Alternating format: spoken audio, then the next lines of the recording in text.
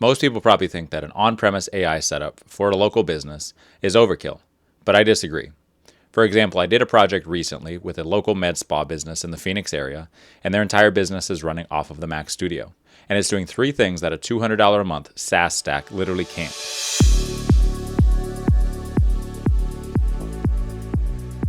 Number 1, it surfaced 34,000 leads they didn't know they had. Number 2, it costs about $5 a day to run. And number 3, the owner of the business is now writing his own features in Claude Code. Let me show you how.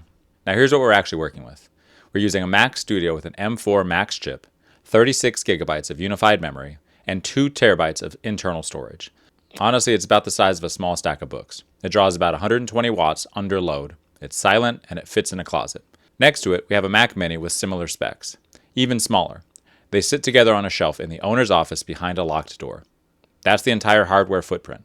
2 machines, smaller than a router rack, and drawing less power than a desk lamp. Compare that to what most people imagine on-premise AI looks like nowadays. Maybe a 5090 GPU rig in the back room, a dedicated 240-volt circuit, server fans loud enough to hear through a wall. But we don't have any of that, and none of that really needs to be here. That's the whole point of starting with Apple Silicon, and that's why we made that decision. So here's why these specific specs matter. Not as a wall of numbers, but tied to what they actually do for the business. The M4 Max chip, that's what actually runs the model. We also have unified memory architecture, which is exactly what it sounds like. Instead of a computer being split into separate operations with separate memory pools, everything is shared. The GPU has direct access to all the RAM. For most workloads, that's not the most efficient design. But for LLMs and AI, where the bottleneck is moving data between memory and compute, that's a cheat code. Everything lives in one pool of memory. The highest speed with the least friction. 36 gigabytes of unified memory. That's enough to run Qwen 3.6 35B A3B, which is a mixture of elements model, also known as MOE. And the way I'd explain MOE is that instead of waking up the entire model for every question, there are specialized subnetworks. These are called experts. A router at the door reads each request and picks which 2 or 3 experts answer it best. The rest of the model just sits there. So a 35 billion parameter model with 3 billion active per token has the capability of the big model with the memory pressure of a small one. On 36 gigabytes, that's the difference between doesn't run and runs at 40 tokens a second. The Mac Mini setup is the writing arm. The Mac Studio is the brain. It holds the data, runs the model, and answers questions. The Mini handles smaller dynamic tasks. One side reads, the other does the writing.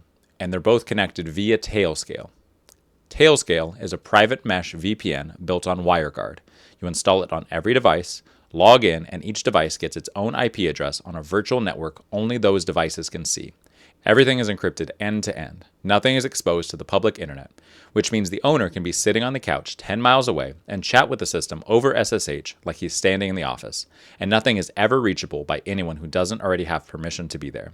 The database storage is running encrypted at the disk layer with File Vault, which means if somebody walks off with a Mac Studio physically, the data is unreadable. And that's the hardware story. M4 Max for the model, unified memory because the bottleneck is memory bandwidth, not core count, and a Mac Mini for the writes. All of it is connected via Tailscale because no public ports are needed. We also add File Vault because physical theft is a real attack surface. Every spec is tied to a specific consequence for the business. Total hardware cost is probably about $5,000. For context, the next config up, the 128GB Mac Studio, would have added $3,200 on top of that. We decided to skip it for now, not only because they're hard to find, but because we really didn't need it for what we were doing. And I'll get to why in a minute. Now besides the hardware, we also have the software story. The model runs in Olama. That's the runtime. It loads the model weights, exposes an API, handles the inference. Open source, free, and runs on Mac Silicon natively. We use OpenWebUI on top of that. That's the chat interface that we use. The owner opens his MacBook on his couch, runs one SSH command, and opens a browser to localhost 3000 and starts chatting. That's it. One terminal command. The database is SQLite, single file sitting on the encrypted disk. All the data the model uses lives there. We also have Python pipelines that pull from Boulevard, which is the EHR and scheduling software, and from Podium, which is the messaging platform, plus Meta and Google Ads. And here's the part that most people skip when they talk about local AI. It's not enough that the model runs locally. The data going into the model also has to be minimized. The pipeline plugs into Boulevard and Podium directly through webhooks and API connections. Honestly, it's pretty standard stuff. That connection is encrypted, the data gets written to the local database, and that part is the baseline. Then, and this is the architectural decision that matters, the data going to the local models is redacted first. Last names get stripped to a last initial. Anything that isn't needed for the analysis the LLM is being asked to do, it doesn't go in. We're not pulling social security numbers because we don't need them for the analysis. So we have multiple layers. We only pull the fields we actually need. What we do pull is encrypted and lives on the machine and never leaves. And the model is working with redacted information anyways. The point is, even if everything else failed, the model couldn't leak patient identity. Patient identity was never in front of the model to begin with. Write the redaction steps before you write the LLM call, not after. So here's what it looks like in operation. Go ahead and walk through a Monday morning with me. At 5 a.m., while the owner is asleep, a scheduled job fires on the Mac Studio. The pipelines pull the day's appointments from Boulevard, the latest messages from Podium, and the latest ad data from Meta and Google, and it writes all of it to the local database. At 6 a.m., a second job runs. It takes that database, builds a structured aggregate, redacts the patient names, and hands it to the local model. The model writes a briefing, which is about 200 words, 4 sections, and is designed to be read in 30 seconds with a cup of coffee. And at the same time, a Python script runs alongside it. No language model anywhere in it. That computes the operational KPIs: bookings, cancellations, no-shows, average ticket, provider load, and it renders a table with arrows, up arrow or down arrow, showing whether each day's metric is rising or falling versus the 7-day and 30-day trailing averages. The LLM writes the briefing, and then a Python script writes the arrows. 2 outputs, 2 tools for 2 different purposes. Because a language model is the right tool for writing a paragraph and is the wrong tool for an arrow that says cancellations are 5% higher than the trailing average. That number should be computed by a Python script every day that adds and divides. Same script every day, same number for the same inputs, no randomness, no hallucination. The right tool for the right job. By the time the owner wakes up, both files are sitting in his email. He reads the briefing while he drinks his coffee, cross-references the dashboard, sees what's moving and sees what isn't. At 9 a.m., he gets to the office. He opens up his laptop and he can run one SSH command. OpenWebUI loads in the browser, and he can ask the system a question in plain English. Which campaigns have produced the most repeat patients this quarter? And gets an answer pulled from the joined data sitting on the Mac Studio. No cloud, no subscription, no vendor lock-in. The first few mornings when the dashboard ran in production, it flagged a couple different numbers that were noticeably higher or lower than the trailing averages. Those numbers had been sitting in Boulevard the whole time. What changed wasn't the data. What changed was that something put it in front of the owner automatically in context every morning.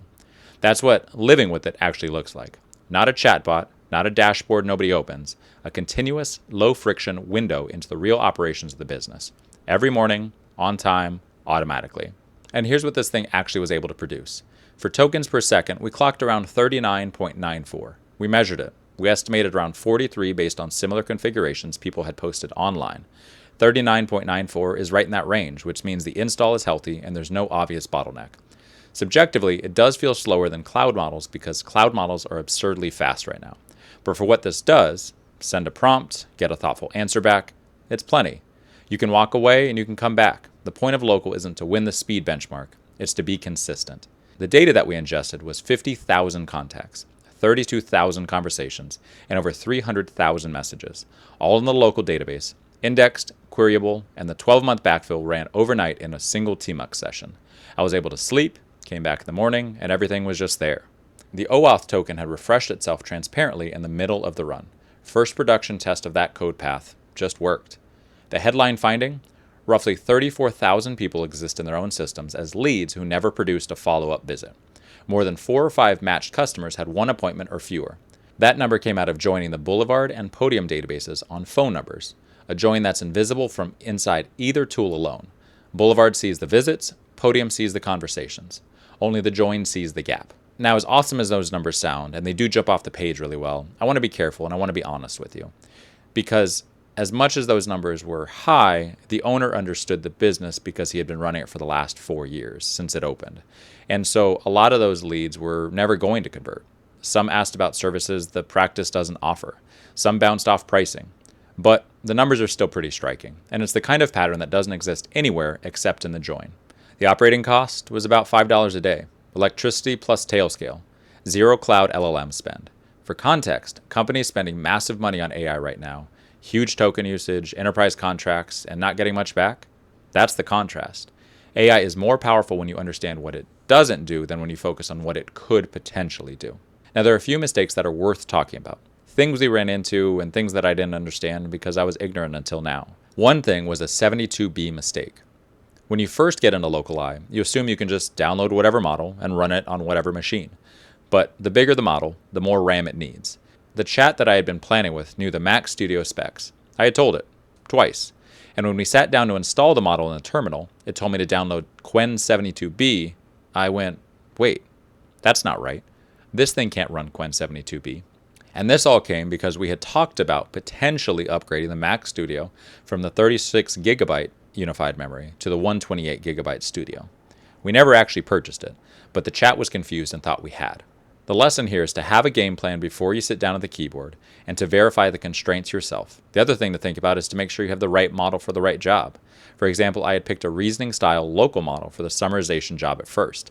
Output went in the model's thinking field, and the content field came back empty. It took a little bit to figure out what was happening, but then we switched to an instruction tuned model, Qwen 2.532B, and that fixed it immediately. It was the right tool for the right job. Reasoning models are for problems where you want to expose step-by-step thinking. Summarization, however, is maybe something like render this clean paragraph. Now, the right tool for the right job is, instead of using the back of a drill to hammer in a nail, you should probably just use the hammer. It works better that way. Another mistake that's actually pretty funny in hindsight, but not so much when we were in it, was the user identification mistake. It was really painful in the moment. I needed to know which podium user IDs belonged to which staff members. The OAuth scope I started with didn't include user data, and instead of rerunning the authorization with the right scope, I tried to figure it out by inspection. The owner and I sat down, and he and I went through messages. We tried to recognize who wrote what by writing style. It took 2 or 3 hours. He got several wrong. Then I added the read user scope, reauthorized, and got the ground truth from the API in 30 seconds. When an authoritative source exists, use it before you reach for heuristics. Another thing to pay attention to when you're dealing with large data sets is the sample size mistake. We ran the cross-system join on a 500 customer sample first to confirm the methodology. Sample showed one set of ratios, which was awesome, but the full data showed different ones.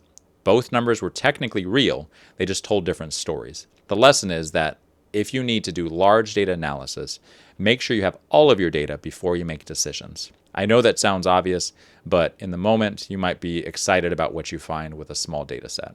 The last decision that we had to make was in regards to the file vault. Encrypted disks don't auto-boot after power loss. Someone has to physically type the password to bring the system back up. For a small business where a Sunday night power blip could otherwise leave them without AI on Monday morning, that's a real operational consideration. We decided to live with it, however. We wanted to make sure that security was first. Convenience was second. Another thing we had to deal with was HIPAA because of patient information. Running this locally does not make it HIPAA compliant automatically. What running a local AI removes is the model layer from the cloud. That's real and that's more secure. But what it doesn't remove, and the things you have to consider, are the EMR, the messaging platform, staff devices, backups, written policies, audit logs, breach response procedures, staff training, and the business associate agreements. The system architecture is one piece, but how users interact with it day to day is another. A perfect technical setup with sloppy operational habits is still a breach waiting to happen. I have a written contract that spells out exactly what my engagement looks like. I build, I troubleshoot. Once patient information is flowing through the system, I'm hands off. That's a compliance officer's job, not a builder's. Integrity is my number one driver, and I'd rather walk away from a deployment than let somebody tell themselves they're compliant when they're not. If you're considering this for your own business, talk to a compliance consultant. The technical posture is one part of the stack, but the compliance work is its own engagement. So you might be asking, would this work for me? Who is this build actually for? If you're a solo or single location service business, a med spa, a small clinic, a salon, a service company with under 100 clients a week, the Mac Mini alone runs most of this. You don't even need the studio, honestly. You can have a private AI on your own data for a few $1,000s, drawing wall power that costs less than your monthly Spotify subscription. If you're multi-location or doing high volume with rich integrations, that's where the studio earns its place. Multiple data sources, larger data sets, and more concurrent inference. The pair we built, the Studio plus the Mini, handles that range comfortably. If you're a 50-person clinic with a real IT department, this isn't the build. You want a rack. You want a GPU server, you want a contractor who specializes in that, and the architecture changes. And honestly, the fact that this question now has 3 different answers, depending on the size of your business, is the actual story. 5 years ago, there wasn't this answer in the middle. There was use ChatGPT or hire McKinsey. That gap between the hobby project on a gaming laptop and the NDA-locked enterprise case study, that's exactly the lane that this build sits in. A real small business, a real owner, and a real builder who didn't know everything going in and figured it out as he went. That gap is what I want to keep writing into. Honestly, more than anything, I want to thank you for following along. What we did isn't rocket science, and honestly, anybody could do it. With more or less the same issues, you could apply it to another med spa or honestly a lot of small businesses, period. If you're interested in this kind of thing, if you've built something like this yourself, drop a comment. I genuinely want to hear back. If this was useful, subscribe and stick around. There'll be more coming. Thanks for watching, and catch us in the next one.